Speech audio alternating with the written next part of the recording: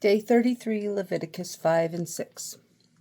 If a person sins because he does not speak up when he hears a public charge to testify regarding something he has seen or learned about, he will be held responsible. Or if a person touches anything ceremonial unclean, whether the carcasses of unclean wild animals or of unclean livestock or of unclean creatures that moved along the ground, even though he is unaware of it, he has become unclean and is guilty. Or if he touches human uncleanliness, anything that would make him unclean, even though he is unaware of it, when he learns of it, he will be guilty. Or if a person thoughtlessly takes an oath to do anything, whether good or evil, in any matter one might carelessly swear about, even though he is unaware of it, in any case when he learns of it, he will be guilty. When anyone is guilty in any of these ways, he must confess it in what way he has sinned, and as a penalty for the sin he has committed, he must bring to the Lord a female lamb or goat from the flock as a sin offering, and the priest shall make atonement for him for his sin. If he cannot afford a lamb, he is to bring 2 doves or 2 young pigeons to the Lord as a penalty for his sin, one for a sin offering and the other one for a burnt offering. He is to bring them to the priest, who shall first offer the one for the sin offering. He is to wring its head from its neck, not severing it completely, and is to sprinkle some of the blood of the sin offering against the side of the altar. The rest of the blood must be drained out at the base of the altar. It is a sin offering. The priest shall then offer the other as a burnt offering in the prescribed way, and make atonement for him for the sin he has committed, and he will be forgiven.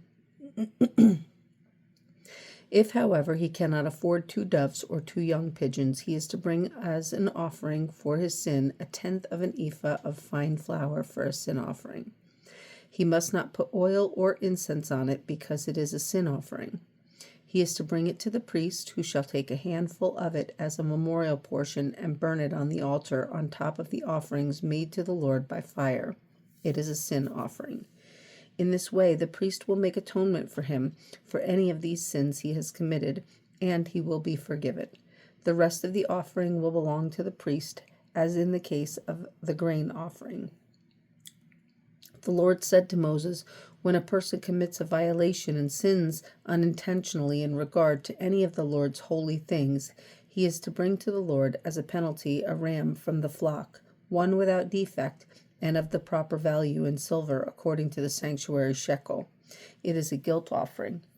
He must make restitution for what he has failed to do in regard to the holy things.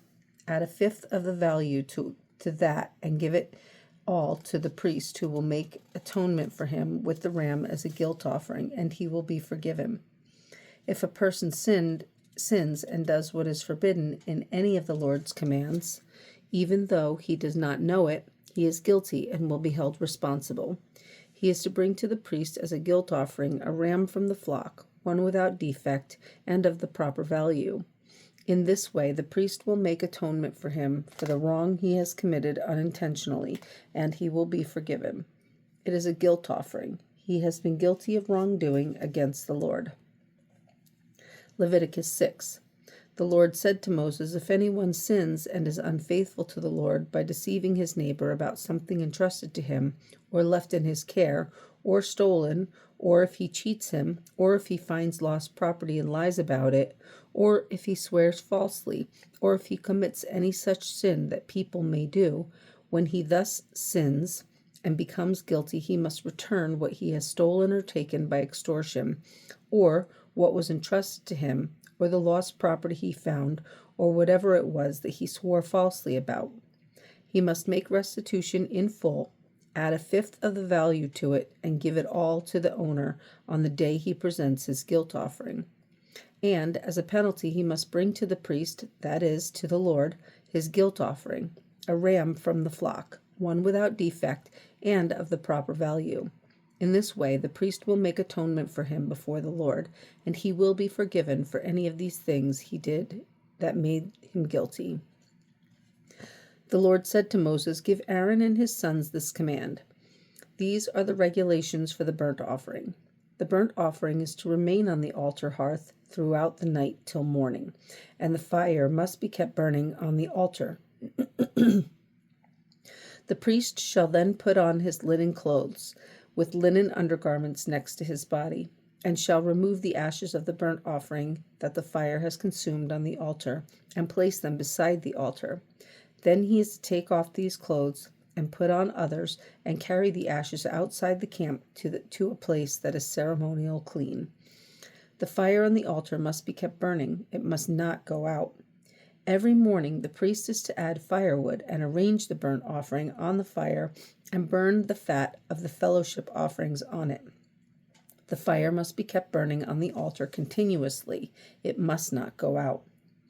These are the regulations for the grain offering. Aaron's sons are to bring it before the Lord in front of the altar.